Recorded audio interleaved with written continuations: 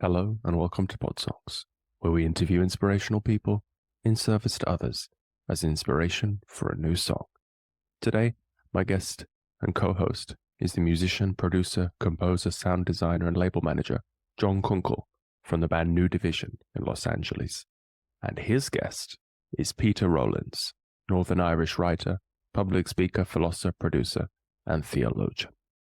Really pleased you could join, man. Very excited to be here. Yeah, I've been checking out all your tunes, and it's a glorious vein. This you've mined there, wonderful sound you've created. Thank you. Yeah. It's always fun. Yeah. Just all the different influences that you in my favorite bands: Depeche Mode, New Order, Echo and the Bunnymen, Duran Duran. It's just so much fun to do that kind of music now. Yeah, I mean, that's literally right up my alley. Probably all the top influences you just listed right there. Yeah. It makes you feel good as an Englishman that many of them came from England. Even though that's just a silly thing to... I mean, honestly, I think that's where the best music has come from in terms of like what inspires me anyways. There's very few American bands that I've kind of resonated with in the same way. I don't know. Why is that, you think? I think it's because the American music market typically, historically, has always been about chasing after the biggest Billboard singles and stuff like that. And I think back then there was sort of this movement that was happening in the UK where a lot of bands were in close proximity to each other. So, you know, as you obviously know, New Order went and saw the Sex Pistols, and that kind of created Joy Division to start their own band. And so there was like this dialogue of music that was happening a lot quicker, I think. And in the States, that might have been the case, but, you know, LA music scene in the 80s was obviously a lot of like heavy metal and big rock stuff. And then New York had the punk scene going on, music. So I think the dialogue of music that they were having in those different cities in the States was a lot different than what was going on in the UK. People were sort of like creating this palette of sound that was shared in the country. And I think it just created this sort of, oh, you hear that record that so-and-so Echo and the Bunnymen released, or whatever, or Joy Division, they inspired you too. So I think there was just sort of this thing happening that wasn't maybe possible in the States, or if it was, it wasn't really what the labels were looking to sign perhaps. And so I think a lot of the bands in the UK were typically going to independent record labels as opposed to some of these majors that were typically more usual in the States. And so I think that kind of created a broader spectrum of, well, not a broader spectrum, but a more niche sound that was acceptable where, in the States also styles, whatever is popular in any given moment changes from month to month, year to year. And it just creates a lot of people trying to chase after that next hit. And so you kind of get this symphony of sounds or of albums that kind of don't have a whole lot of unity. Everyone's trying to kind of doing their own thing. And so I think that thread of like American independent music is very different, but there are some really good albums and acts that came out of that. Oh, of course. Yeah. I mean, it came because it was called New Wave because of, it came after disco. Yeah. It was in that era. And yeah, maybe it's that proximity thing. So there's being a small island because now we're all so connected. It's hard for us to appreciate what it was like. Yeah, it was 40 years ago now, almost. Yeah. How it was being physically connected really helped. Going to gigs and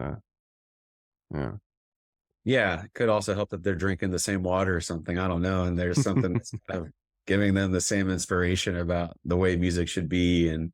But yeah, on a serious note, I think it really does just come down to kind of what you said, the visual and immediate impact of like being able to see those bands in person. And whenever those bands come and tour America, I think they always struggled with, are people actually going to really like this stuff or whatever? And clearly when Depeche Mode came in 87, I think it was, to LA, and they had 101 live concert, that was sort of like a stamp of approval that these sounds were accepted here. And it's crazy. Like even to this day in Southern California, there's such a huge fan base of people that are obsessed with The Cure, Depeche Mode, New Order, Joy Division, Echo and the Bunnymen. I mean, I was at a friend's house yesterday and they were just all playing 80s classics, those types of albums. And it's something that people are still really thirsty for. And so, I mean, that's part of the reason why I started the new division, was to kind of like keep that thread going of that style of music, and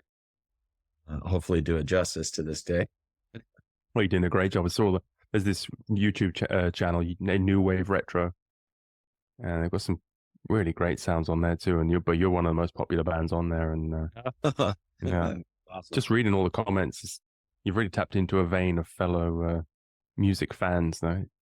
Yeah. And you know, the whole goal is to try to create more of a community around that, of people who just really admire and appreciate that era and that are willing to still support it in 2023, you know, with all the different styles of music that are being created and generated each day. You know, it's great to see that there's still a lot of traction with people who appreciate that kind of music. So what will you do if you move to Portugal? Are you going to keep the band going?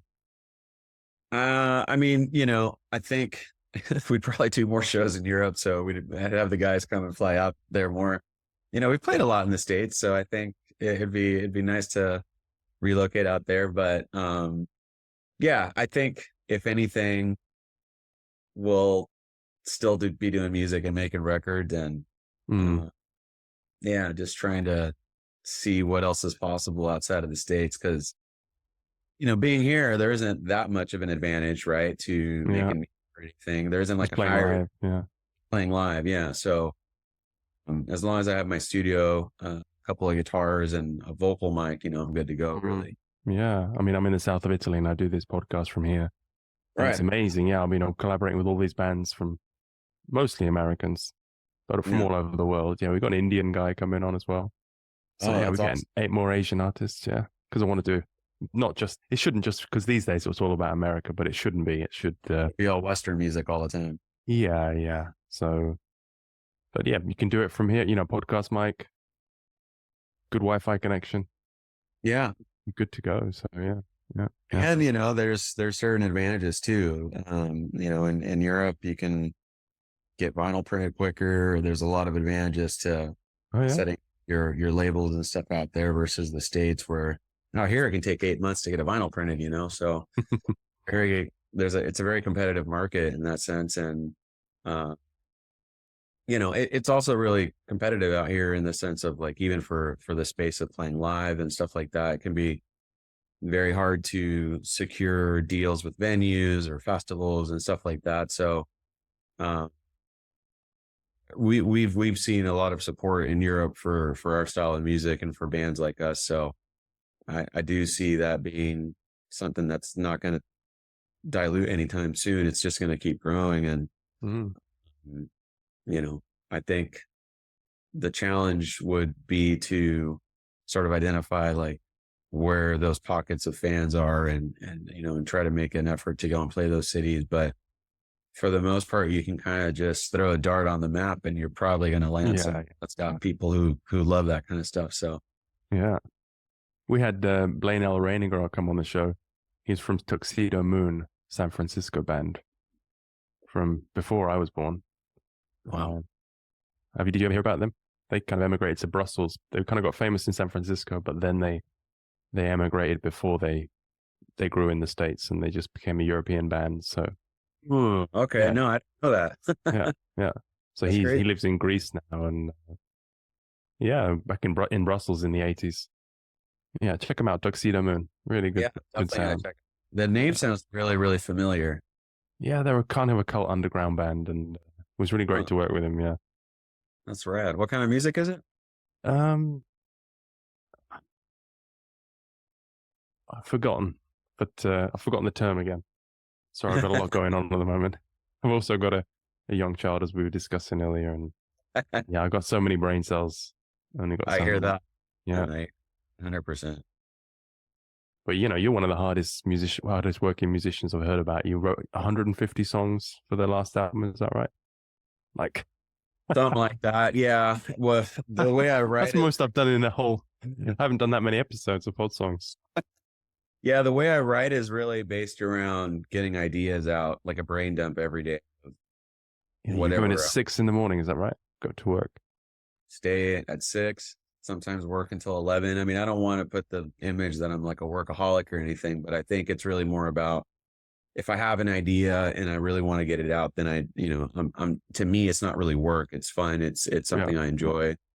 And it's just a process of sort of self-discovery at the same time too, because you're trying to figure out what it is that you're feeling and translating that into music. Uh, and so I think a lot of that is just an exercise, like a daily routine of just allowing yourself to put down into music and sometimes into words and lyrics, whatever you're feeling. And so that's, if you're working it out for 2.5 years or whatever, I guess you could end up with that amount of songs pretty quickly. Amazing. Yeah. Yeah. Yeah. And a lot of it isn't like, I wouldn't say that 150 fully produced done songs, Yeah. but Yeah. Demos, like ideas. some very, Yeah. very good, like it would probably take me an extra day to finish each one or something if I really needed to, maybe two. But again, not songs that I would be willing to share with the world and say, these are great pieces of work. A lot of it is just sort of experimenting and seeing what sticks. And then I find too, like when you write a song 2 years ago and then you come back and listen to it 2 years later, you have a different perspective on it. And you can say, oh, I don't know why I didn't want to release this or finish this at this time. Now's the time to do it. And that's how a lot of my songs actually do get finished. It's pretty rare that I'll finish a song within a month or whatever, unless I'm like really, really into it, or if it's for a particular project and then you have to just commit and just say, regardless of how I feel, I'm just going to put this out to the world and just kind of see what happens. Well, also because your production values are so high, you can't just pick up an acoustic guitar and put it out there like Oliver Anthony, for example, isn't it? Yeah, it's weird because it's one of those things that I kind of want to start doing more, because I think I'm hearing so much music that has such a not low production value, but there's a lot less things going on than what I'm typically doing. And so that's do you play the guitar and bass and do you play all the instruments on those? Usually, but sometimes I have friends come in and sometimes I have other people that I've collaborated with kind of put their own things, because if it's all me all the time, then I already know what I'm capable of doing. Mm-hmm. It's always refreshing to have somebody else come in and throw down a bass line, or have somebody else come in and put like a spin on the arrangement or different guitar.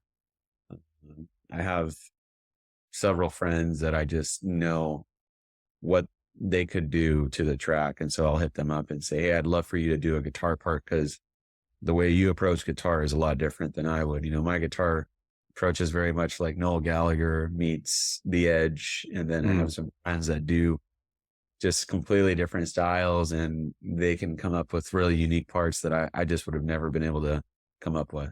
Yeah, yeah. Well, that's good to hear. You're not like a Billy Corgan who plays all the parts and then just gets the musicians to join him on stage. Yeah, I mean, I think it was like that for a long time, and I realized that it's kind of boring, and it's not. I don't think I need to make that statement anymore. So I'm completely fine with having other people come in. And for some reason, I was very like close to the writing process, and it had to be me doing everything. And that might have been even at that stage in time because I was worried about sort of legal kind of matters and stuff like that, worried that I would get to a lawsuit with people or whatever. And a lot of those things were just kind of wrong. Like a lot of that kind of stuff was running in my head at the time. And over the years, I realized that that's not really a good reason to keep people out of the creative process. And if anything, I've experienced just so much more richness in the music because I've been able to open it up to people. And so far, I mean, you made great music before and after, so it's, no, but I know what you mean. It can be a lonely game. It's nice to bring in other people and bring in a guest. We should probably talk about the elephant in the room here. Why we're here is to write a song about and speak to Peter Rollins, who is maybe I've tried to research him as well, and I got a bit. It's a big meal for me. I couldn't quite understand. He's one of these people that's so intelligent, you can't really understand what he's saying. Does that make sense? Maybe you Yeah. could explain it to me a bit more, what he's about.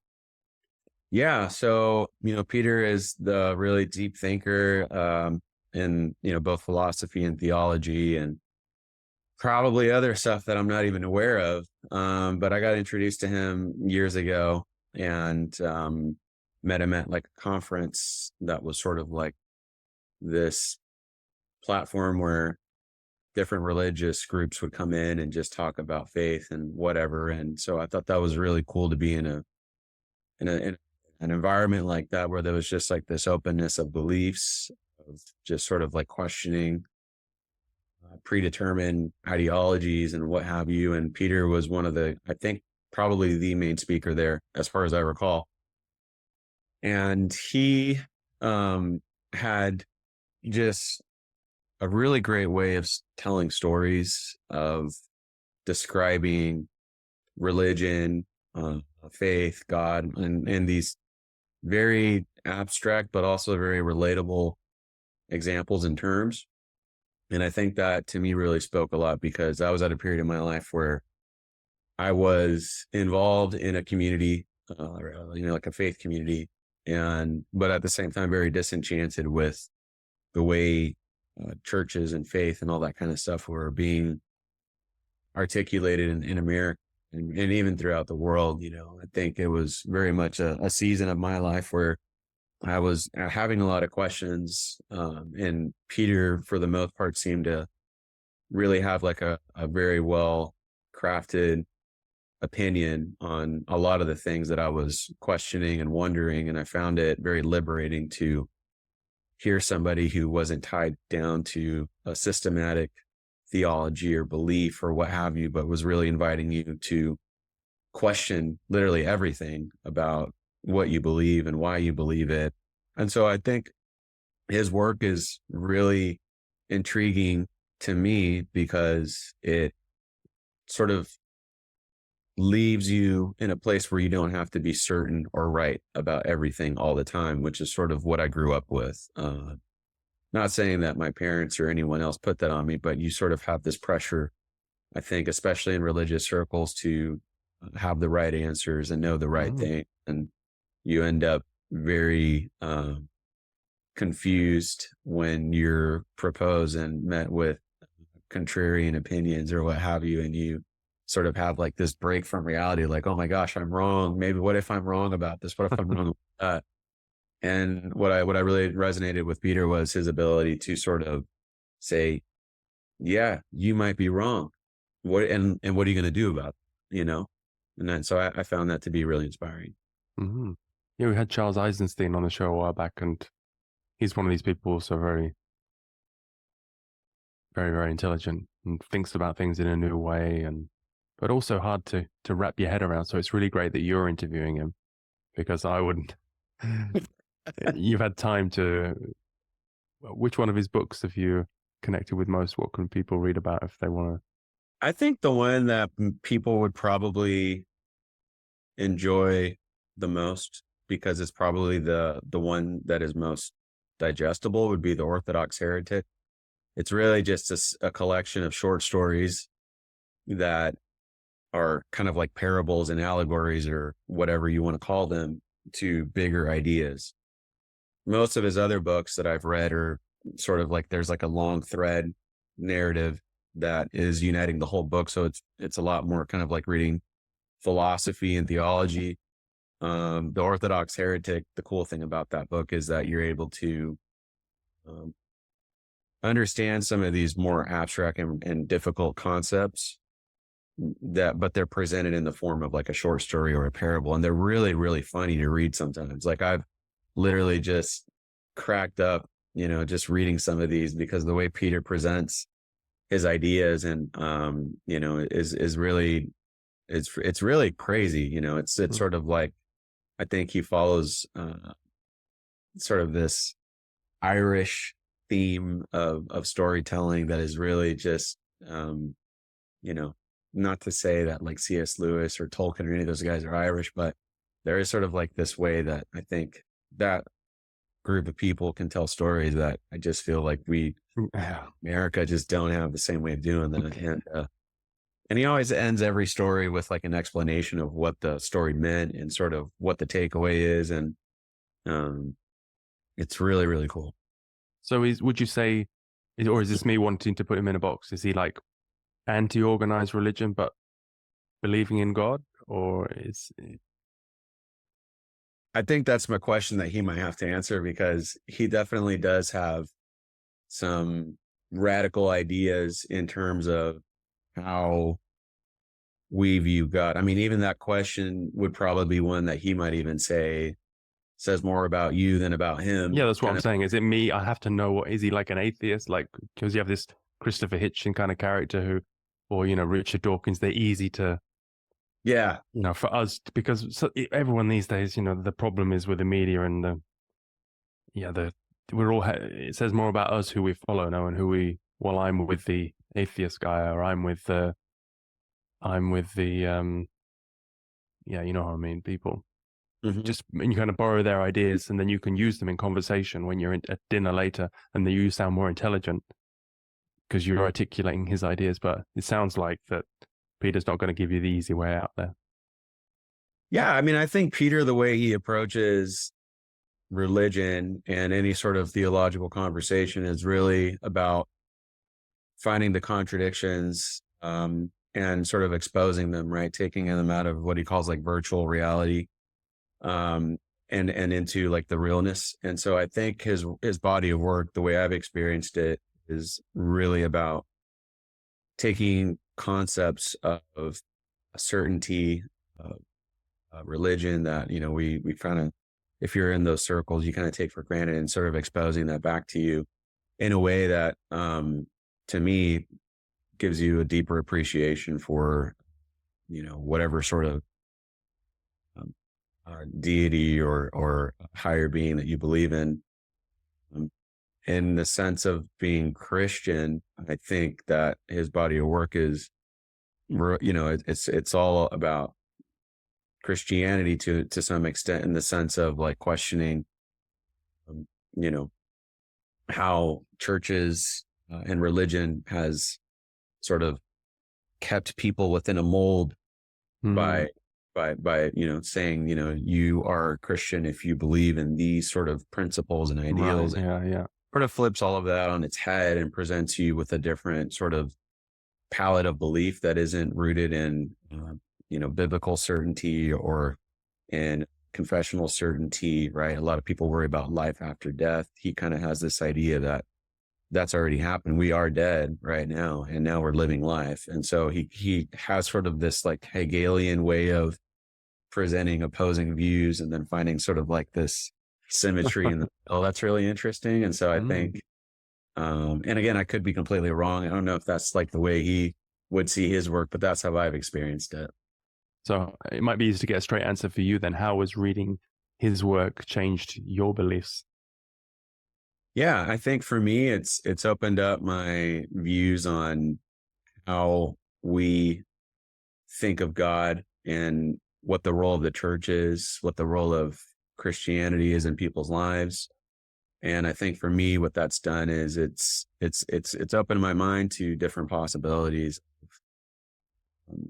not looking at religion as sort of like a Band-Aid for whatever sin or whatever sort of things are happening, but rather like focusing on the now, right? I think a lot of Christianity has sort of been this version of like, if you do this, you'll get that, right? It's very transactional. Yeah. Money to the church, then God's going to bless you. Or if you say this prayer, God's going to save you. If you do this, God's going to do this. And sort of the way he looks at the life of like Christ or whomever in biblical context, it's really more about your role in the world right now, right? And I think there isn't really like a license to say, oh, because I'm saved or because I've done this or that this somehow equates to this. It's rather more what you're actively doing. And that's usually going to be in a relational context 99% of the times, right? So it's really getting you to focus more on others rather than just yourself. And I think to some extent, like his ideas have helped me and musically collaborate with more people, because Well, there you go. Yeah. given me a different intention to relate to people. It's not just all about me.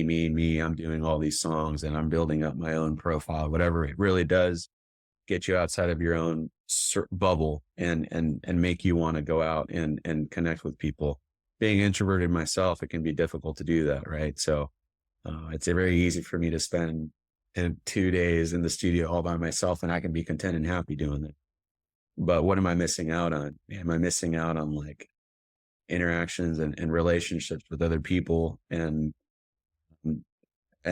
that's sort of like, in some way, like the bread of life is really like being able to be in community, in realness with other people in whatever capacity. And so I think his work has inspired me to, get outside of like my own boxes of certainty and comfort, and to explore things like doubt and, uncertainty. And so I think that's really sort of what he's brought to my sort of life. And so, yeah, that's because there's a generational thing as well. The Zoomers coming online now, the new generation, they're very happy to stay at home and interact like this. I'm only doing it because I'm in Italy. Normally I was before. We do an in-person interview if I was in LA, but it's interesting what you're saying that his methodology is applicable also to not just to religion, but the new religions that we make for ourselves and we buy into. Could be something like even following a band or worshipping science, or myriad of other examples. The things that we center our lives on. Look back and turn the camera around and look at ourselves. Yeah, absolutely. And I think it's like a great exercise to be able to constantly be asking yourself, why are you doing what you're doing? What are the motives behind being engaged in any sort of activity? And I think the biggest thing is really that everything does come down to relationships. We don't live the way the way we behave and do things is because of other people, and that has a major impact on where you end up in life. You're really a measurement of the people that you have impacted or have impacted you to some extent.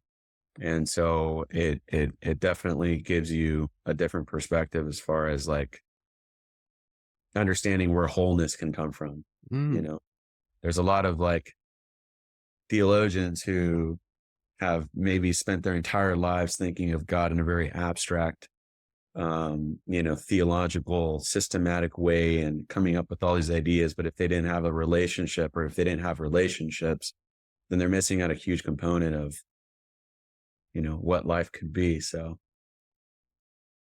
And here he is, the man himself. Hello, everybody. Can you hear me? Yeah, we can hear you. Wonderful. I'm very excited for this. Pleasure meeting you both. Pleasure as well. Thanks for joining. Where are you I in the love world? the idea for the podcast. Never seen anything like that before. Very, very cool. Thank you. Yeah. We started just as a project to make songs, but then really the gem we've uncovered is this, because I've just been speaking now to John for half an hour and getting to know him, and him introducing me to your ideas. It's amazing. Because I was thinking maybe we could mix it up and John could talk about ideas and I'll write the song. Actually, no. I've never. I can't sing, play an instrument, or write a song, so I'll stick with the ideas. I love that. Well, we'll steal your ideas for the lyrics. Don't worry about that. Great. So, what were you guys talking about then, and where did you get to? Well, John was just introducing the ideas, and he's got lots of questions for you. So I'll give the floor over to him.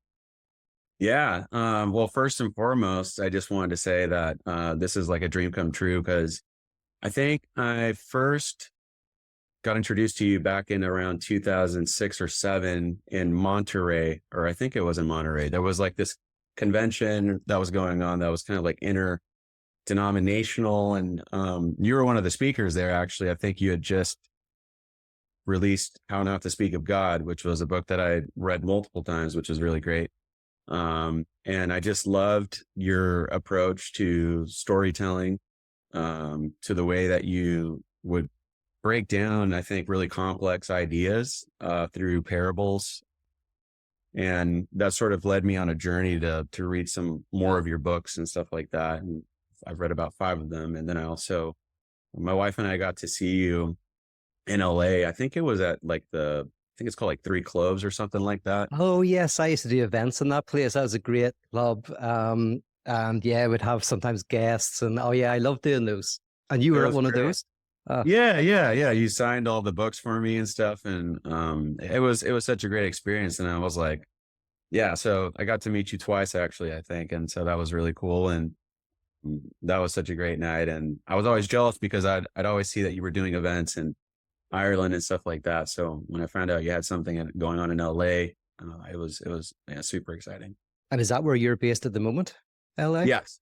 Oh, very good. Because I might be back there. I was living there for a while and then moved back to Belfast. That's where I'm at the moment for a year initially. So I'm currently weighing up returning, like a dog returns to its vomit, returning to LA. So which I love. I mean, there's something I love about LA. It's very addictive. And so if I'm in your neck of the woods, we got to hang out again. Be excited to do. That'd be great. I mean, speaking of LA, I think one of the most insightful things I think I remember you saying was LA is one of the most spiritual places in the world. And that always stuck with me. And I was just curious to hear more of your thoughts on that. Yeah, that was actually a great place to start. Because, I would almost say that the God of today, if we talk about 3 different gods for a second, and we talk about what we can call the god of castration, who is, if we think of feudal times, where everybody's castrated, which means all our lives are a bit crap. You have to do a certain job, you marry a certain person, you die horribly in a certain way, but everything's kind of decided for you, and pretty much everybody's in the same boat, with one exception. The exception is God. And often, or the exception is the Lord who lives down the road, right? But everybody else is in the thick of it. And that creates a lot of social solidarity within a group because, we're all castrated in the psychoanalytic sense, or we experience a sense of lack, and we're not caught up in some frenetic pursuit of happiness and wholeness. There's not some object that is promising that we'll be happy. But then fast forward into contemporary modern life, where we have the God of the demand to enjoy, which is not only is God not castrated, but neither are you.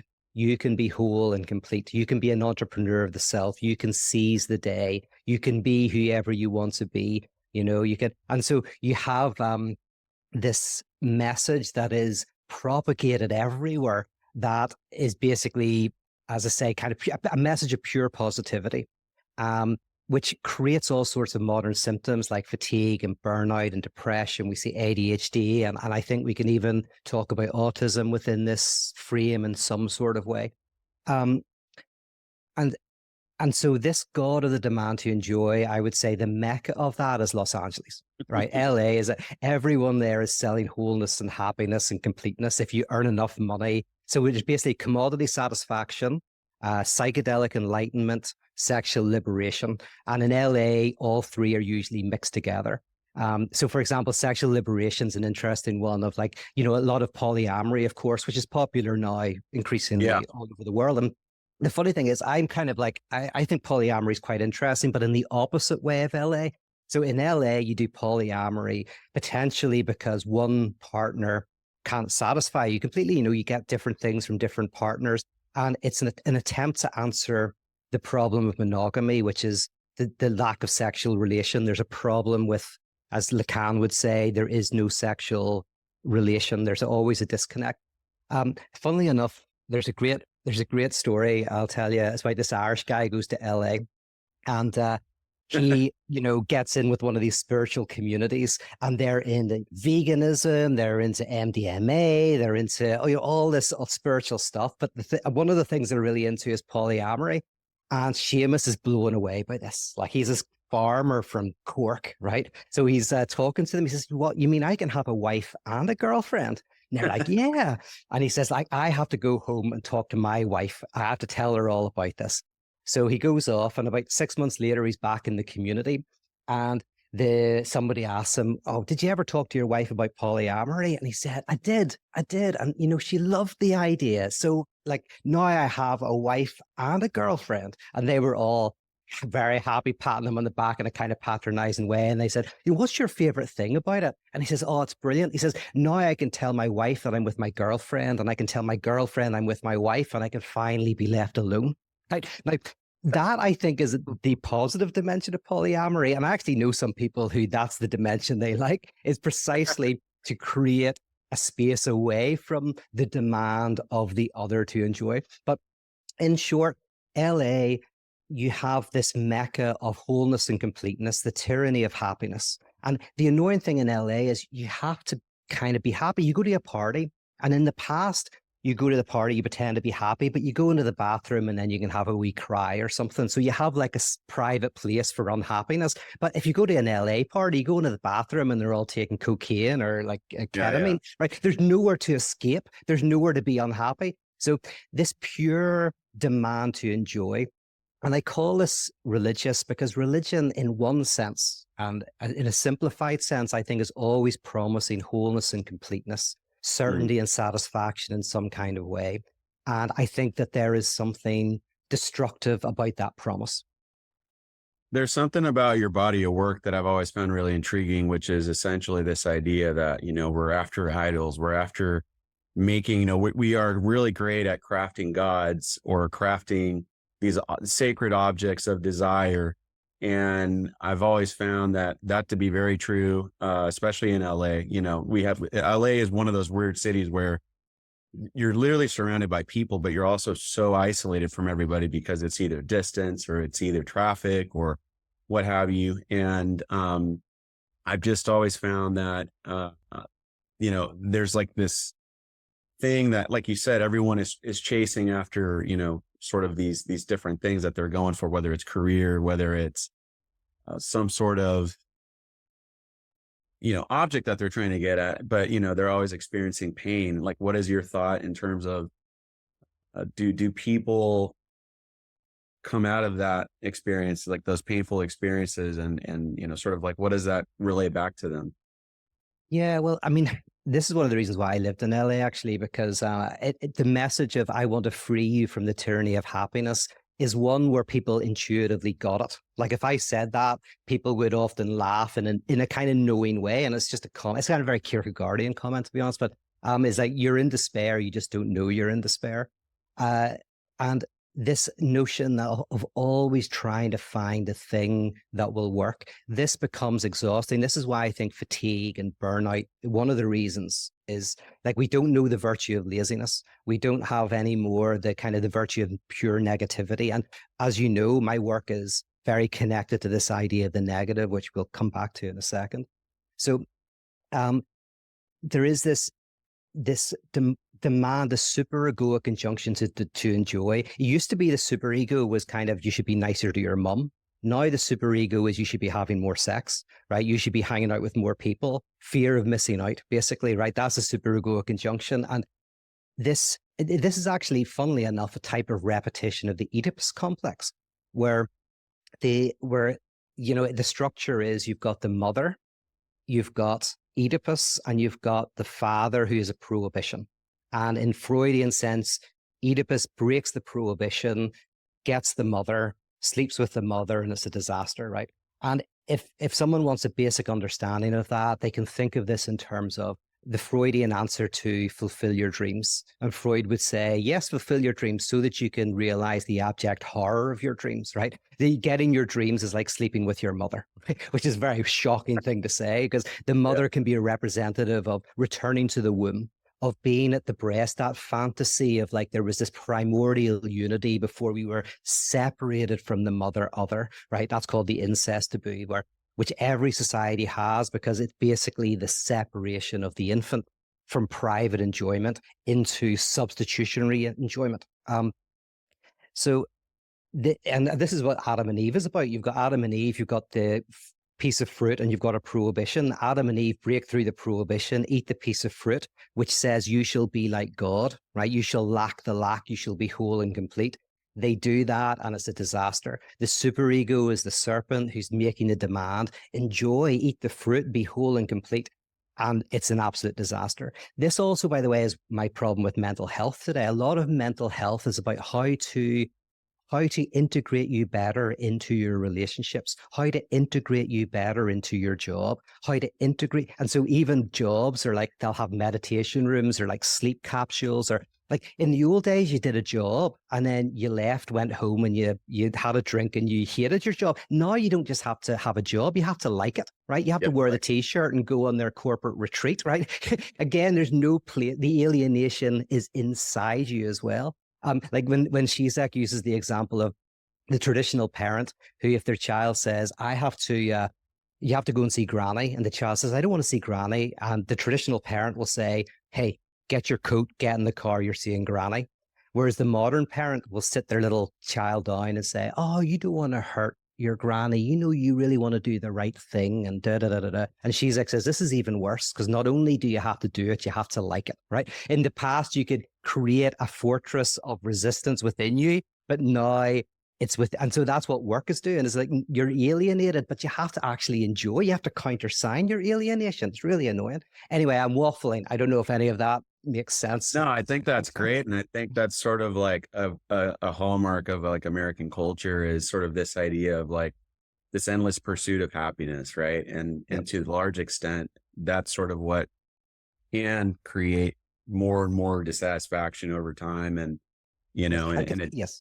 And can I say about that? Yeah, like here's the trick.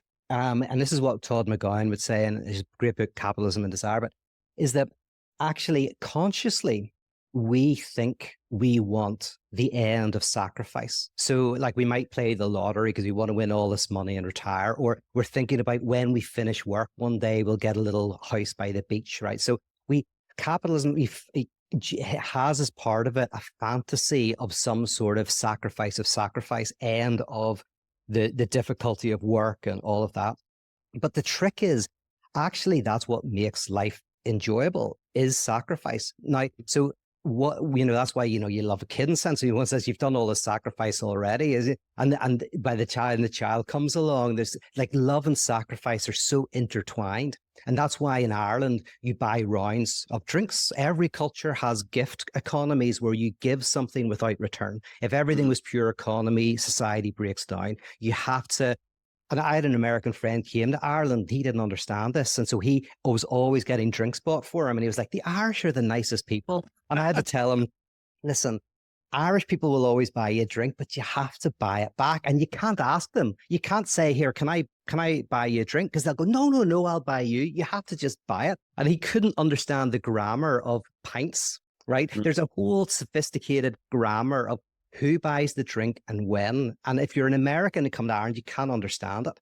And as an Irish person going to America, I messed up because I would buy a round of drinks at the bar, and I would just really confused and upset everybody because everyone's like, what do I do? So anyway, the gift. So what was I saying about sacrifice? Oh yes, the problem is not that we want to overcome sacrifice, but rather in one sense, my work is about helping us realize that that's where the enjoyment is. And if we can directly enjoy not having, realize that whenever you want to buy a house, your desire really is looking at the houses and looking at the internet and saving up the money. That's where the enjoyment is. So that's why when you buy the house, it doesn't really satisfy you much. You have to buy another one, you know? It's like when you realize, so my perfect couple is a salesperson who doesn't want to sell you the car and a customer who doesn't want to buy it. That's the kind of ultimate kind of like a couple, because both of them realize that the real enjoyment is in the obstacle itself. That's what's hidden from us. And can I use one example and then we'll move on? But one example, I had a friend I was talking to recently, and he was having a really difficult time in his relationship with his wife. She was always saying stuff about him, like he was always letting her down, and she was always annoyed with him and putting him in the doghouse, basically. And he hated this, and he was getting sick of it. But over the conversation, I was like, I know them both, and I was like, mate, you love winning people over. You're a salesman, right? You love winning people over, both in your romantic life and your work life. And your partner loves to be won over, right? What you're both enacting is your enjoyment. Now, you're enacting it in an unhealthy way. You don't realize it, but when she's putting you in the doghouse, it's because in one sense, she wants you to win her back. That's how her desire is evoked. And that's how your desire is evoked, by winning her over. And just seeing that was enough to transform his relationship with his wife in that moment. And it's because it's not that he was thinking, how do I overcome this? How do I get to a point in my relationship where she's not annoyed with me and I don't have to apologize? Not realizing that if they got to that point in their relationship, it would be over. That would be, for them, their desire would cease functioning. What they're doing unconsciously is enjoying. And what they have to do is find a way to actually enjoy it, right? To actually be in the driver's seat. So confronting your enjoyment, your disavowed enjoyment, is itself transformative, which, by the way, is the opposite of self-help, because self-help is always trying to move you from A to B, from an unhealthy, say, to a healthy relationship. Whereas grace is a acceptance where you acknowledge your surplus enjoyment, but in the acknowledgement of the surplus enjoyment, you transform your relationship to the other person. I really love that. And I think one of the things that I've always taken away from your work is there's sort of like a trifecta, right? I kind of see it as like philosophical, theological, and then there's like an element of coaching under it. Mm-hmm. And it's coaching on a very deep level. And I think what I've always taken from it is sort of this freedom, right? Freedom from a lot of the things that we hold on to ideologically, religiously, a lot of our limiting beliefs about ourselves, about others. And I've always found like you have like a really interesting Hegelian way of going about it, because what you like to do, what I've noticed, is you find two opposing things, find a way to synthesize them together and sort of like create this, well, you talk about virtual reality, which I remember in one of your books was really interesting. Is sort of like, there's always this thing that the object creates, right? The object of our desire that gets created, but there's always this existence of it, the lack of, which is like the virtualness of it. Could you expand on that a little bit? Oh yeah, I'd love to. If I can give two concrete examples of this, one is from Zizek. He used the example. It's in the book Hegel and the Wired Brain. It's a very good book.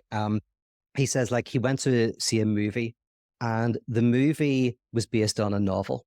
And so he watched the movie, and you probably have this experience as well, but he watched the movie and he was like, this is interesting, but there's something missing, right? And so I want to go back and read the novel. So he went back and read the novel. But what does he find? He finds that within the novel, there's something missing. It wasn't that great, right? So the movie made him think that the book would be better. The book wasn't any better. And so what happened is he then triangulated a third document, a manuscript, let's call it Q, that doesn't exist, right? Which is that the two things are based on. So the movie and the book are based on this third, but that third doesn't actually exist. It insists and that's where it becomes a repository of fantasy. So this fantasy of the kind of the perfect script.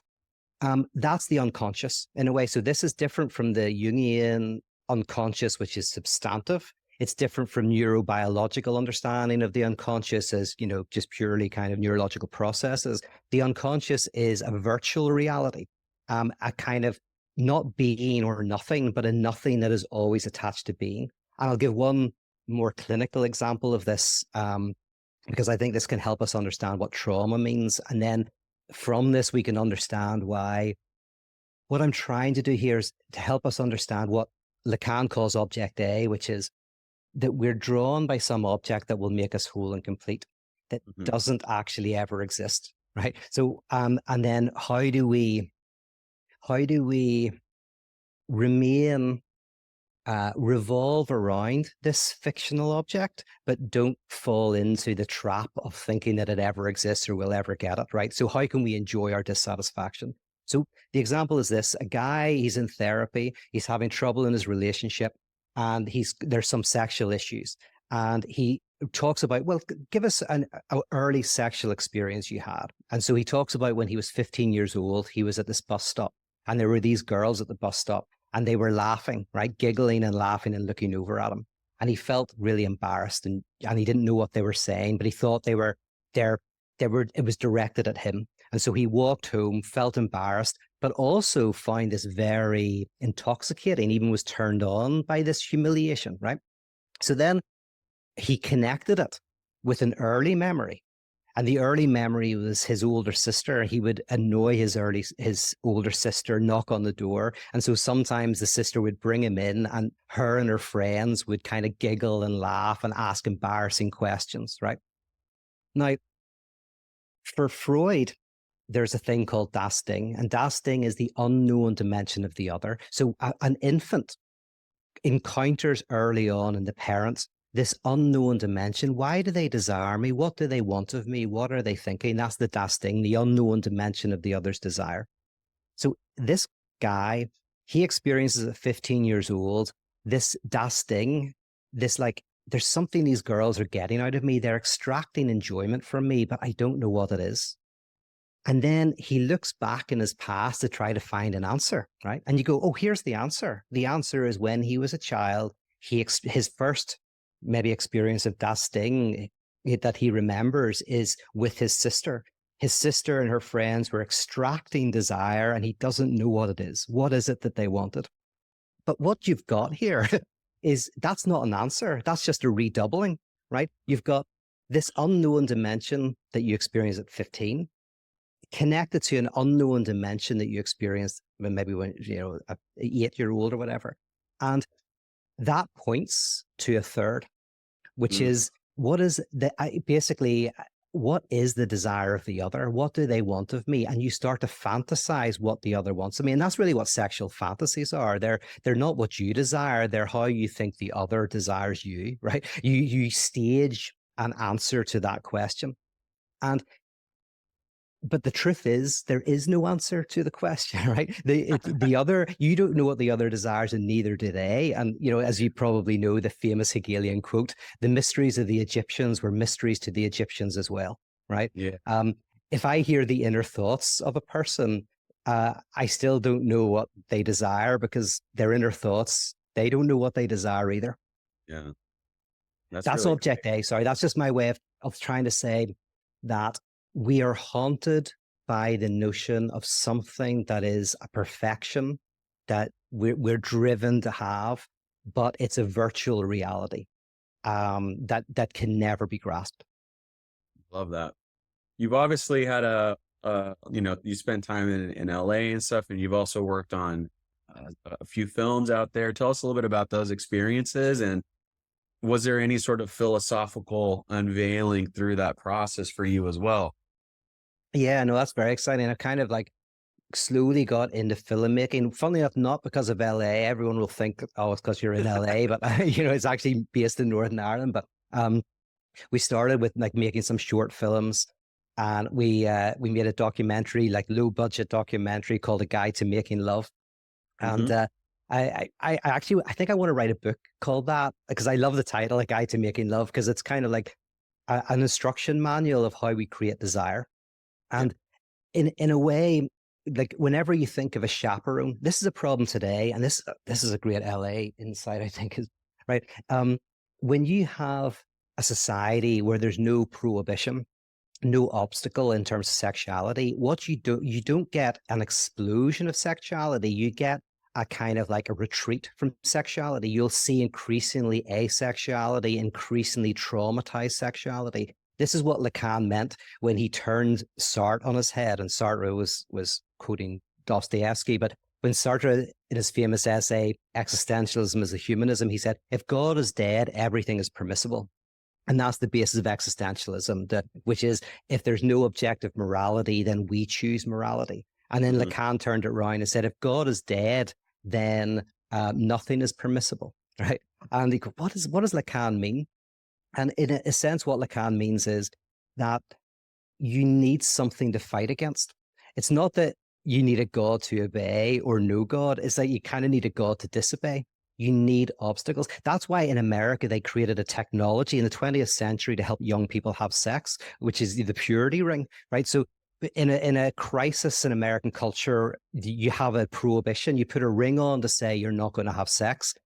And of course, so that you can have sex. And statistically, I've heard there's a higher amount of sex among people who wear purity rings than not, which of course, this is what people think is the chaperone. The role of the chaperone was to prevent two people from making love, right?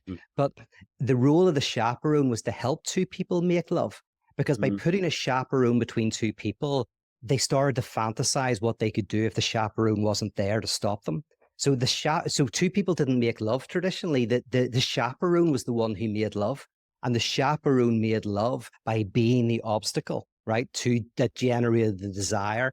And so the guide to making love is very much about trying to introduce people to these ideas, and this idea that obstacles and impossibilities are not things to overcome, but things to directly embrace. And there is political and religious and cultural significance to those ideas.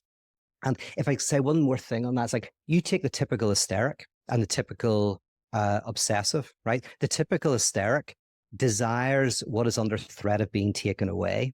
And the typical obsessive is the one who desires what's impossible to get, right? So typical obsessive desires a woman, if it's because obsessives are often men, so we'll just use that. It desires a woman who's going out with somebody else, who's unattainable. Now, they don't realize that their desire is fueled by the impossibility, but it's fueled by the impossibility. Hence, if you take away the obstacle, often their desire for the woman dissipates, right? And the hysteric is often someone who their desire is evoked by the threat of their partner being taken away. So jealousy is how they sustain their desire. But we think that jealousies and impossibilities are bad things to overcome. But actually, how do we realize that actually these are okay things that we just have to kind of enjoy directly and navigate? So that's what we were doing with that doc. And then we made a documentary about Tammy Faye Baker, which was a direct kind of like celebration of a woman who transcends all of this, the binary, identitarian, tribal things that are going on. You know, Tammy Faye's loved by fundamentalists and loved by the drag queens and loved by the gay community, and they'll all sing songs. And so we made that, which was a way of trying to show a type of universal subject. Because if I say this one thing, sorry, I'm waffling. Please do. Continue. I say this, that ultimately, I think politically today, we have two positions that you see. One, let's call positive universality, and the other is particularity. So in terms of positive universality, I'm thinking about people who traditionally call themselves on the right. So on the right, you get people who say, listen, we believe in meritocracy. We believe that, everybody, should have the same right. Facts don't care about feelings. A good example, like what's important is facts. And a fact is something that is true anywhere at any time, right? Feelings are different, but facts or whatever. Then on the other side, people who will use the term left, I think incorrectly, will be particularists. So what they often do is they try to expose how under every positive universality, it's helping one particular group over others, right? So he's kind of like, what you have is a particular identities and overlapping of identities, and any universality is basically a disguised form of supremacy, right? So that's two positions, and both positions kind of mock each other, because the universalist mocks the particularist because they fall into, relativism, all of that, and vice versa. I'm in the favor of what I'll call negative universality. Negative universality is that we are all unified by something, but not by something positive. Rather, we're all unified by something negative. We're all unified by the fact that, people are afraid they're going to die, but we're unified by the fact that we've already died. Right. That's the thing, is that to be a subject is to have passed through a fundamental lack. To become a subject, and it's called castration, you go through a fundamental death. And so for me, there is life after death, right? And we are the evidence of it. And actually, for people who are afraid of death, the only thing you have to do is symbolize the fact that you already died. Right? That's the trick. And that's what unifies us is our shared negativity. Yeah, that's so. I don't know if Jack and I were talking a little bit about that before, and he was asking me sort of some of your trying to get like a pulse read on you and some of the things that you believe in. And I said, well, I mean, that's really more for Peter to answer than for me. I can't really comment on that, but it was really based around this idea that you've developed called pyrotheology, and that's one of the hallmarks of it was this idea that we're already dead, and that we've kind of crossed through that. And most religion typically offers some sort of like blanket statement, salvation, or forgiveness of sins, what have you. Yeah, and I just think that that's such a great insight into sort of that sort of existence of ideas. Where do you typically find yourself drawn to in terms of like where you get your ideas from, or do you feel that you kind of wake up and the ideas just come to you in the same way that maybe a musician just gets pieces of music in their head? Sort of what's your process like when you go and decide, okay, today I'm gonna jot down some ideas that I have. This morning I read your Church of Contradiction, which, by the way, that story was the beginning of the story with the gambler. Oh, yes, yes. Oh, yes. One of my favorite stories at the moment. I'll maybe tell that at some point. Yeah, no, that's interesting, because this idea of Church of the Contradiction, I'm interested in practices that embody these ideas. And I'm always interested in working with musicians and creatives of various stripes, because for me, there's different ways to come to these ideas. For the musicians that I like to work with, and the comedians and whatever, there's a different way in which some people come to these ideas of a contradiction at the heart of everything. I don't get it because I'm not a creative like that. So I've come to it through reading and reflection. Yeah. And so for me, Church of the Contradiction brings together musicians who help you feel the contradiction, speakers who help you cognize the contradiction, and then ritual that helps you incarnate the contradiction. And I love those three embedded together, because I think that's really, really important. And for the sake of the listener to the podcast, when I talk about contradiction, which is an idea that, I mean, I'll give people who's interested in the academic, a very brief genealogy of what's called the death of God. The death of God, which is connected to Christianity, interestingly. Like, one of the most interesting things about Christianity is not belief in God, right? Because you find belief in God everywhere, right? There's loads of people believe in God.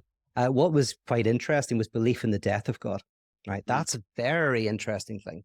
And this was first kind of in a cultish way, and I mean cultish not in a negative sense, but like with the Apostle Paul, who was like, there's something salvatory in this notion of the death of God.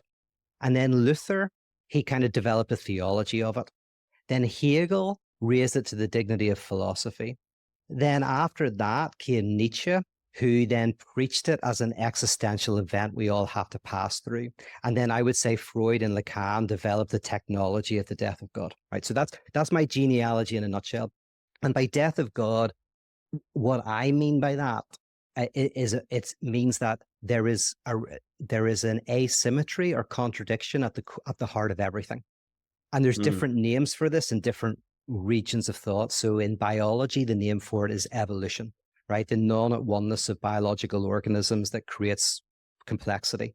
At the realm of physics, it's wave particle duality, right? The kind of non-at-oneness of physical reality, of energy itself.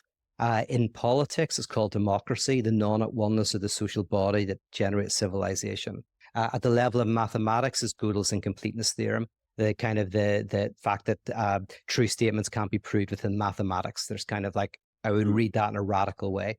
In psychoanalysis, the unconscious. The unconscious is not, I would argue, a thing, but rather the not-at-oneness of consciousness. The consciousness is divided.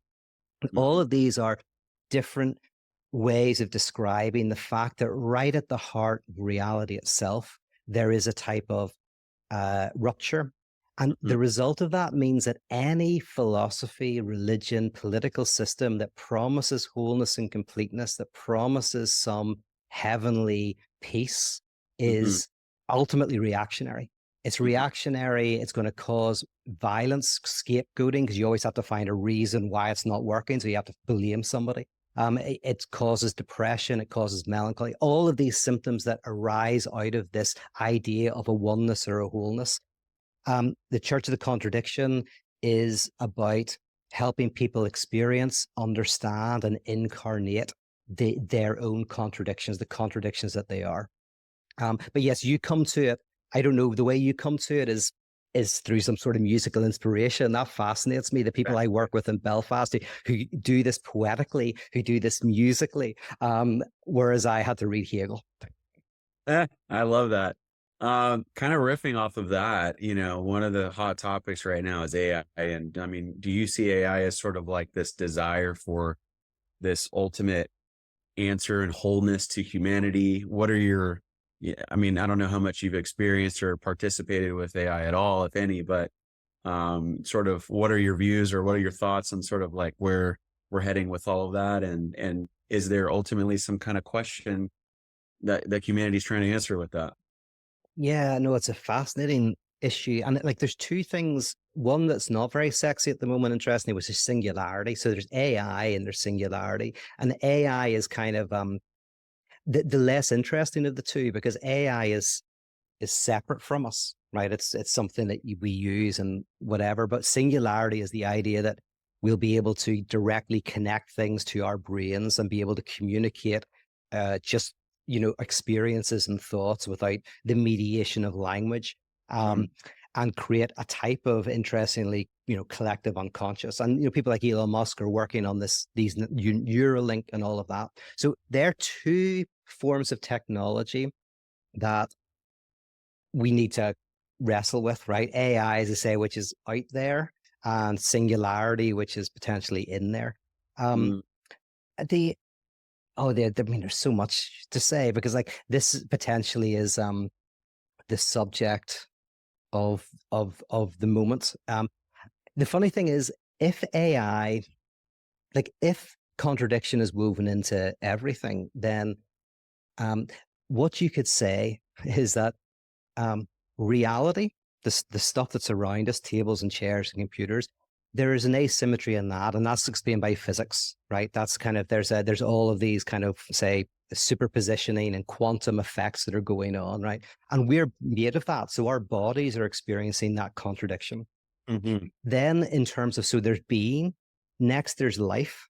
Life experiences contradiction in a slightly higher way, in that, there's sexual difference, right? So life in it starts to split, and there's this kind of splitting.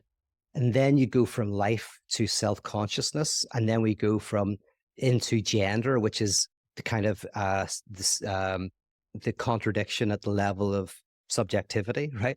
And so at every level, from being to life to self-conscious life to reason, the contradiction deepens and becomes more sophisticated. It doesn't get solved, it just gets deepened. So if AI goes somewhere, then I'm going like, well, the contradiction is going to arise within AI, and I'm very interested in what that's going to look like. But yes, I don't have anything very profound to say at the moment.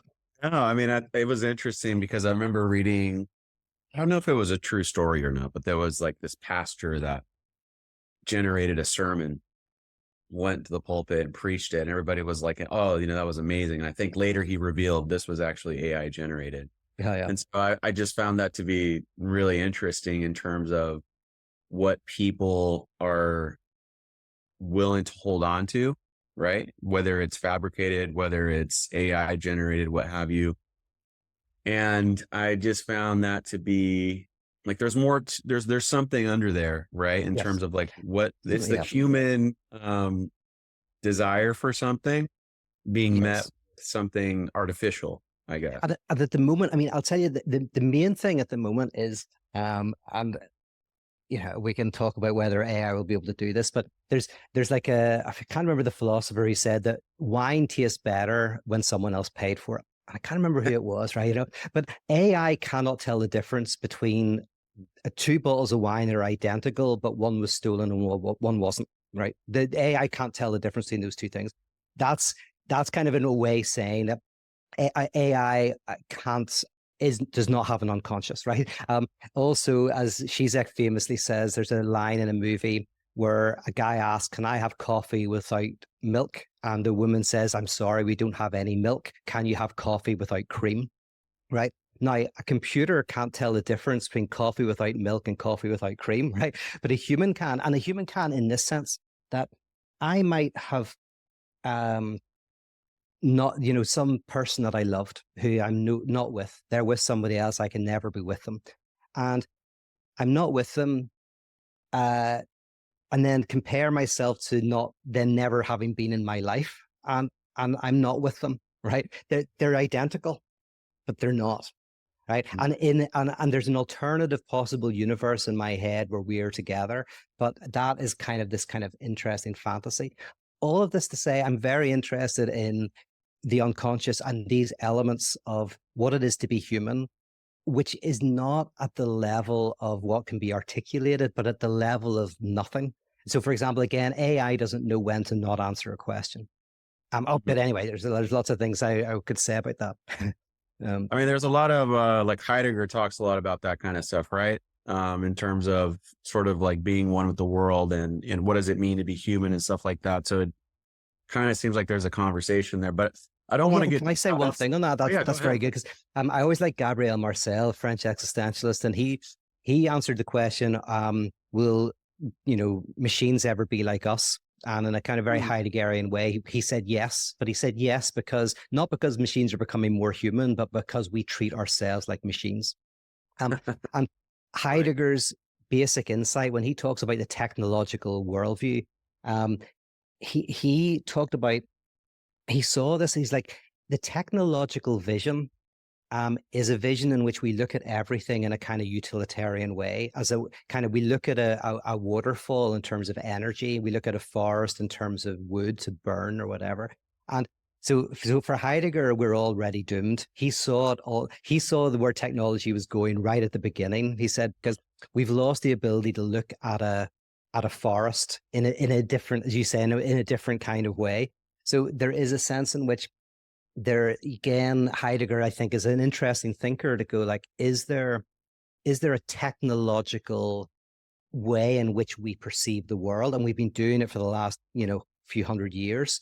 And actually, AI isn't anything new. It's just kind of bringing us to a more extreme version of what Heidegger already saw. Yeah.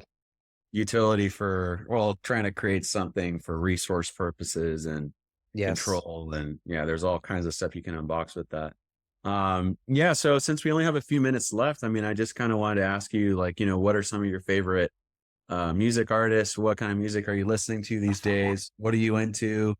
I'm just curious to hear. That's funny because I can wax lyrical, as you know, about ideas and thoughts, but I'm just laughing because whenever my friends are around and we're playing music, they never let me play the music that I would play because they're like, I've got friends who are so into music. In fact, because I'm from Ireland and people know their music and they read up on things and they always know what's happening. And then I'm going like, well, we stick on some U2. And they're like, oh no, goodness. So it's like I have to confess that my music tastes, I mean, I'm always listening to stuff and, obviously YouTube music, which is what I use because I pay for YouTube. Always creates these interesting playlists and I hear some interesting music and that's very good. But, like in terms of the musicians that I like, I don't have anything really profound to say. I was listening to Jack White again. I've always liked Jack White, always like any singer-songwriter. I've a friend of mine, Foy Vance, I think is a great writer. He did an album called The Joy of Nothing, which of course I love. That appeals to you. So moving on to maybe a different medium, what about movies, films, anything that's been inspiring or something that you've been like, I need people to go and see this? Yeah, there's a few movies. I'll tell you my favorite movie of recent years, actually, just for people who might want to watch it, which is called Riders for Justice. I love that movie. Isn't it so good? Love it. That's Nicholson. It's amazing. So good. Well, I love that one. I also love the one he did about drinking, which was amazing. I don't know if you've seen that one. Another round. He did about drinking? Yeah, it's called Another Round. They came out in the same year. I haven't seen that. Is it good? The premise is like, they read this philosopher who said that the human is born without enough alcohol, and he said that the optimal alcohol level is 0.04. So the whole movie, they're just trying to stay at that optimal level, and then things start to unravel. And it's such a great movie. But Riders of Justice is really a great compliment to that movie because they were filmed around the same time and released within the span of like 9 months of each other. And so you get to see Mads being like a happy father, and then you get to see him being, as Riders of Justice, his situation. Oh, I have to watch that. I'll maybe watch that tonight, actually, because that Riders for, was it Riders for Justice or of Justice? Riders for, I think, I don't know, actually. Yeah, I'll say Riders for Justice anyway. But that, and actually a movie that came out around the same time, which I absolutely loved, was Pig. Nicolas Cage, yeah. And both of those movies for me articulate a lot of what we're talking about. Like, because both of those movies, without giving anything away, they're kind of a bit like Fight Club. You go in thinking one thing and they give you something different. And, they're not the myth of redemptive violence. They're kind of, you kind of go in and you kind of think they're going to find healing, freedom, salvation, the cure from a type of retribution. And the movies do something else, which is much more profound, much more real, much more connected to this idea of contradiction and embracing the everyday. So yeah, those two, if I was to recommend, Pig and Riders for Justice. And then another movie, an old movie that I just rewatched recently for a film thing that I do, was They Live. Yeah. I remember that too, yeah. Absolute classic sci-fi. And just to tell you why I really love this movie, is because, so for people, basically there's aliens among us, and they are giving us subliminal messages to keep us docile so that they can, basically get our resources. And all of the billboards and all of the TVs are always constantly giving a message subliminally, like things like sleep, consume, don't question authority, marry and reproduce. And if you put on these glasses, you can see the subliminal messages.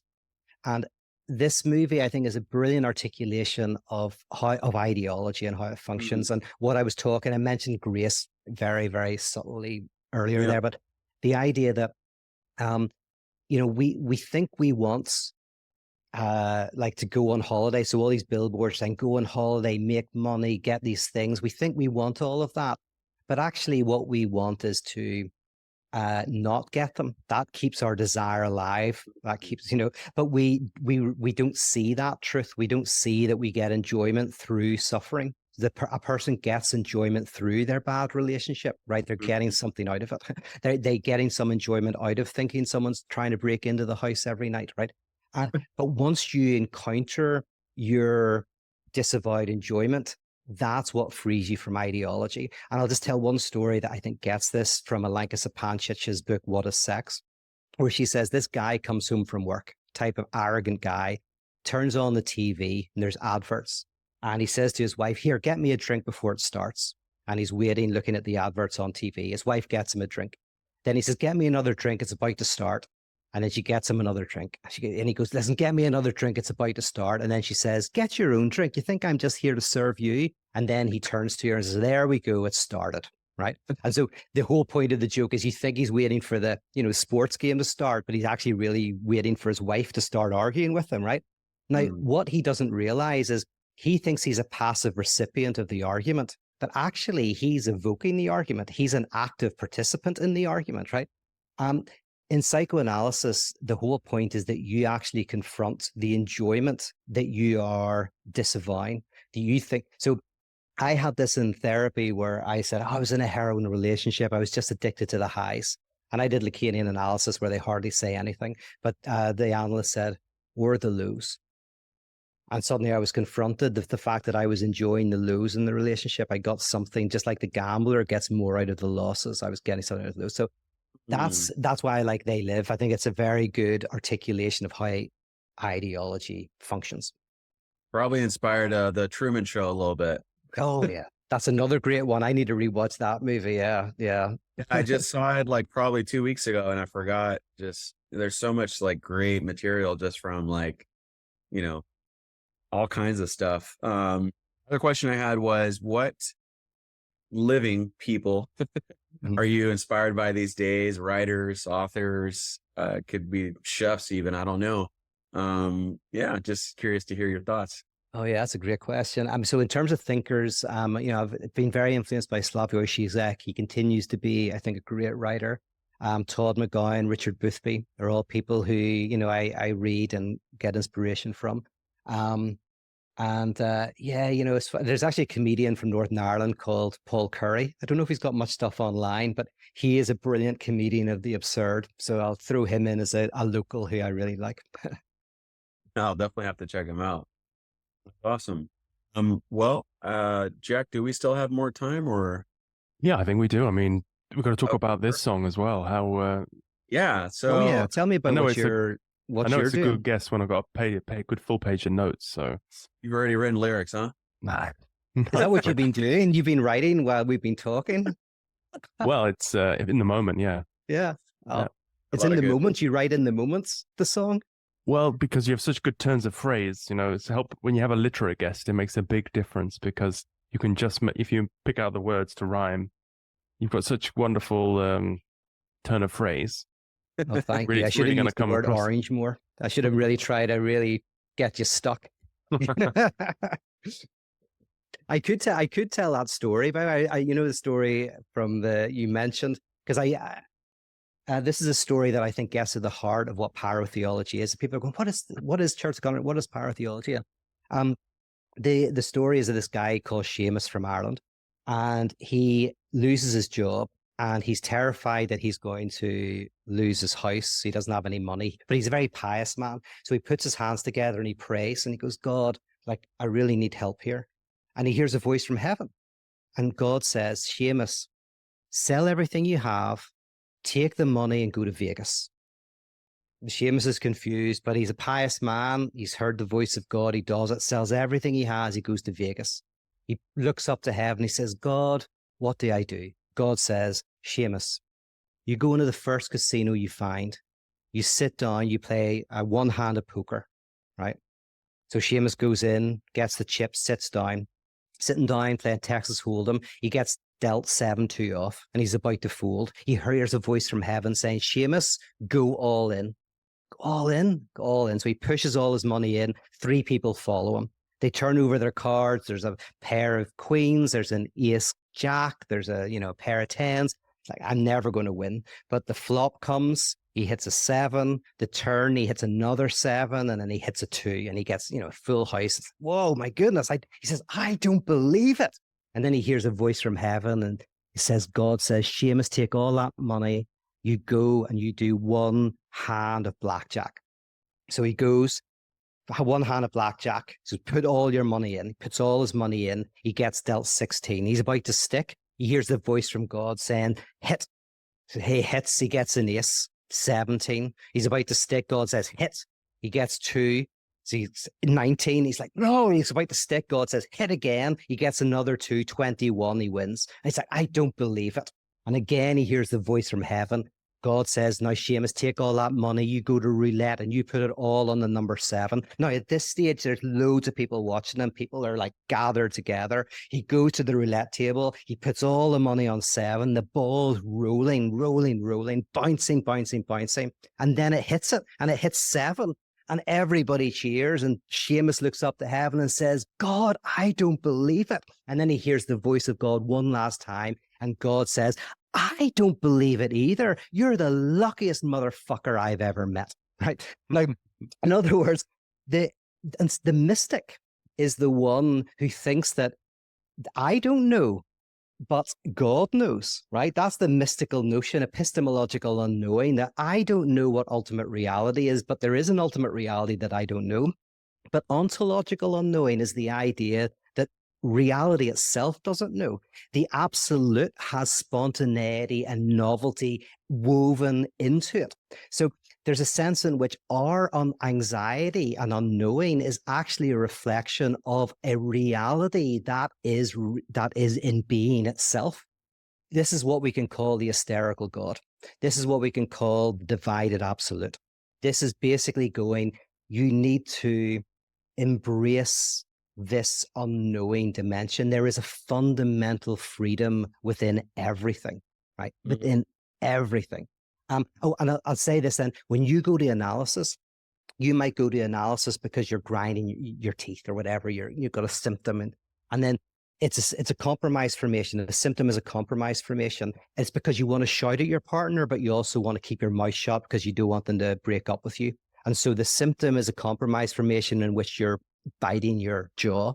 And then you realize that, but then you realize that is a reflection of you wanting to shout at your parents, but also not shout at your parents. And so the contradiction keeps getting deeper and deeper and deeper and deeper. And the Hegelian insight is the cure is when you realize that you can't overcome the contradiction. The contradiction just gets deeper and more entrenched until you embrace the fact that contradiction is within everything. And in that moment, you're saved.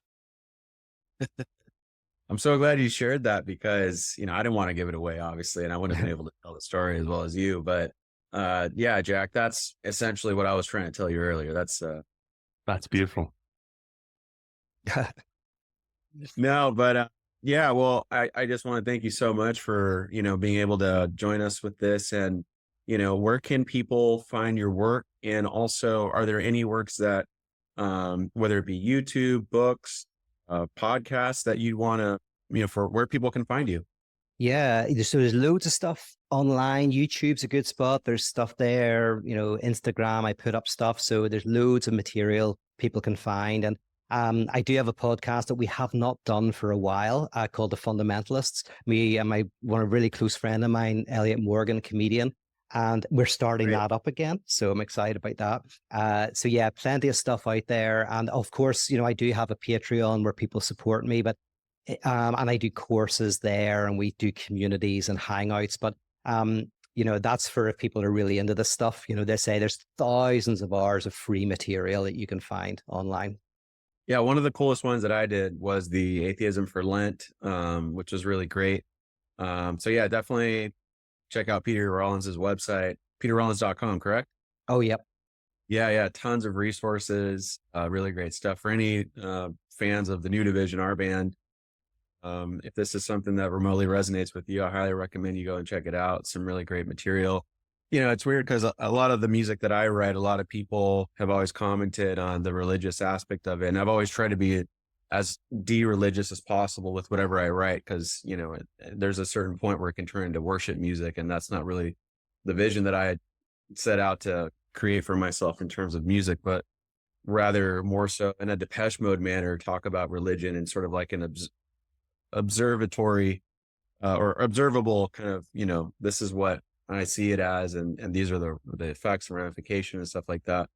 But I do think that a lot of the audience that listens to our band and stuff has pointed that out. So I felt that this would be a great platform to sort of present people with things outside of just the traditional religious circles that people are familiar with. And not to say that you're traditional or this or that or whatever, but I think the viewpoints and the different just works that you've done really present people with something very valuable, especially for this day and age of just people constantly questioning everything around them. I think that you have a great way to allow people to experience a different kind of journey for themselves and for others as well. Well, can I say very quickly on that, because I think you're bringing up some interesting stuff. Again, one more quick story, but again, my friend Seamus, but he once went into a competition, and the competition was to create a sheep pen. And the idea was you create a sheep pen, the biggest one wins. And a Paddy Englishman, Paddy Irishman, Paddy Scotsman, they all enter, right? And the Paddy Englishman, he goes first, and over 24 hours, he builds a sheep pen that can fit 50 sheep. And he's very pleased with himself. And the judges come and they look at it, very good. Then they go to the Paddy Scotsman. Paddy Scotsman is an architect, has been able to build a sheep pen that can fit 100 sheep in it. That's very impressive. Now, all this time, Seamus has been doing nothing, just getting an Irish suntan, going red in the sun, right? But then he realizes, I've only got half an hour left. So he gets 4 pieces of wood and he starts hammering them together. And so one in front of him, one behind him, and one on either side of him. And as he's hammering them, the judges come up and they're looking at him and they're going like, Seamus, like, you couldn't get 1 sheep in that pen. It's absolutely tiny. And Seamus turns around and says, oh, no. He says, you don't understand. He says, I'm not in the sheep pen. You're in the sheep pen, right? Now, that for me is the answer to this secular thing of like people looking at, say, you or me and going, look, you're religious, right? Going like, no. I'm trying to create a profane temple. I'm trying to create a space, a desert in the oasis in which we are freed from wholeness and completeness, the tyranny of happiness, the demand to enjoy, which is everywhere. You're laughing at me. You're laughing at me going, you're standing in it. I want to say to no, you're standing in it, right? We need to, through this artistic expression, we need points in our lives, liturgical places in our lives where we embrace the fact that we are unified by lack, by contradiction, by nothingness. We need that space. That is the religionless space, the profane temple that I think is what I would like to work with you if I get back to LA to do some music, I speak, and we create that space, which is freedom from that. We need this space of like outside of that. I totally agree. I love that idea. And I think, I always saw like my friends, like, whenever we go on stage, it's almost like we're entering into a religious experience. And a lot of people talk about that, when they go to music. But I think, when you kind of look at the setup, you're going into like this temple, right? And everybody's sort of like they're waiting for the act to come on stage. And then there's like this connection of moments of, everyone's there, like you said, unified by lack or whatever. And everyone's trying to find that sort of whatever that thing is in that moment, and it's very similar to the way that church operates a lot of times, right? You kind of go there with this expected itinerary of what's going to happen here, there, whatever. And I think the way that your body of work really presents so much freedom from those constraints that have been sort of, this is what you have to do in order for it to be right. That sort of like orthodoxy of like getting all the right things right into the right place in order for there to be some sort of transformation. Yes. I want to directly signify lack, right? The theist says God exists. The atheist says God does not exist. But this is, Simone Weil would say, God is the inexistent thing, right? So in other words, God is not the signifier of a substance. God is not the signifier, and behind it is nothing, right? It's of a fiction. God can be the signifier of lack. And that, which is what atheism for Lent is ultimately all about. So yes, and we need a space where we can signify lack, because otherwise we make what we do in contemporary society is we make lack into loss. So we say that my alienation is purely contingent and can be overcome if only I get rid of the Trump supporter or the immigrants or the this or the that. Once I get rid of that group. And so community is based on a shared enemy or a shared set of beliefs, but a communion is based around the shared meal, the death of God, a shared loss, a shared void.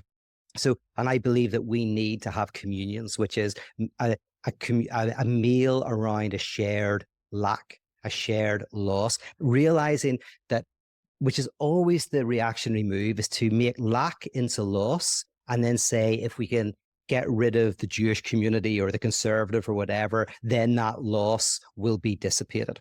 Whereas you kind of go, yes, there's concrete things we have to overcome, but there is never an end to lack. Lack is where all our suffering comes from and also all our joy. And in psychoanalysis, that's called jouissance, suffering and joy. We can't separate one from the other. Love is the perfect example.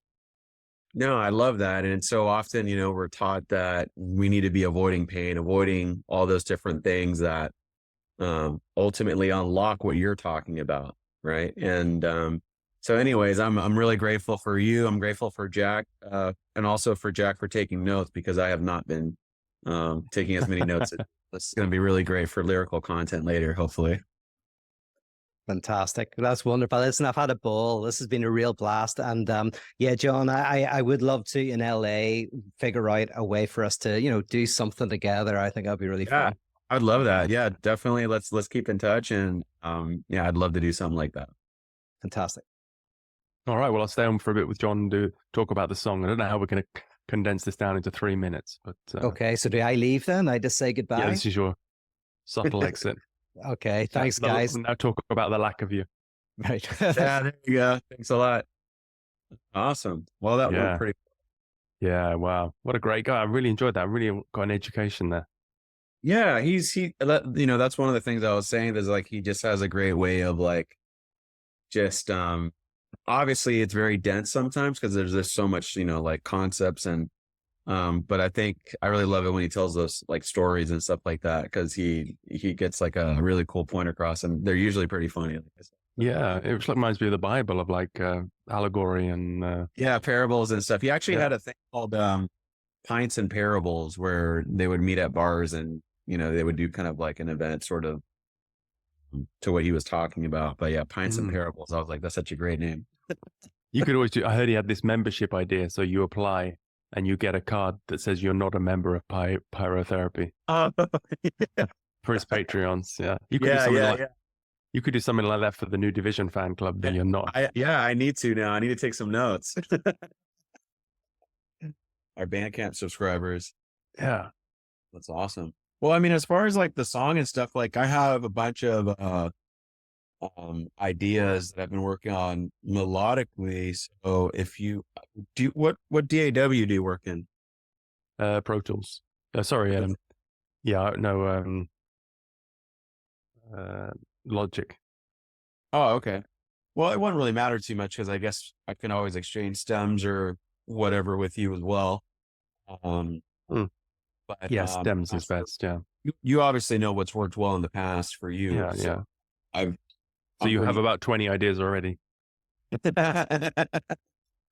Yeah. So I mean, I'm pretty easy in terms of however you want to approach it, but yeah, I think like you said, like trying to get the ideas out within like the first 48 hours is good. So I'll definitely get some stuff out tonight that I can maybe send by tomorrow morning to you. Oh wow, okay.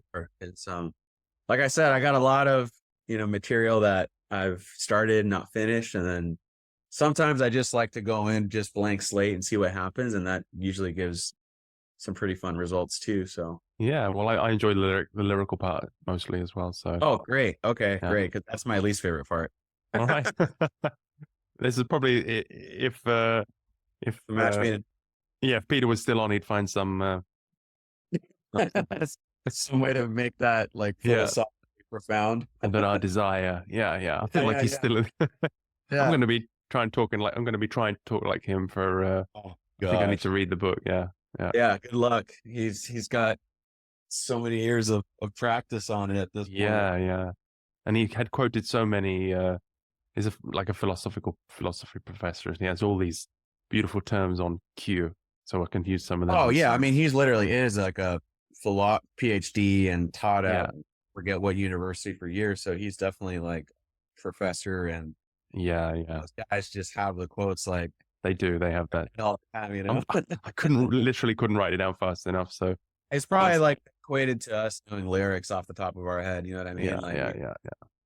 Pull him out of the universe, and we just got the lyrics there. So I think. So that's pretty cool. All right, great. Well, let's bounce back stuff back and forth. All right, sounds good. Yeah. Does Dropbox work? Google Drive? What do you prefer? Yeah, either or. Okay, cool. Because I use Dropbox, but some people are like, well, I don't have the premium or whatever, and so. Yeah, I don't have the premium, so maybe Google Drive is better actually. Yeah. Okay. Yeah. Awesome. I think it's like under 2 gigs, you're fine, but with stems, it'll definitely go over probably 2 gigs sometimes. Yeah. Okay. Well, I can download it and send it back. So. Okay. Perfect. All right, John. Great. All right. Thanks again, Jack. Appreciate it. My pleasure. Take care. Bye-bye.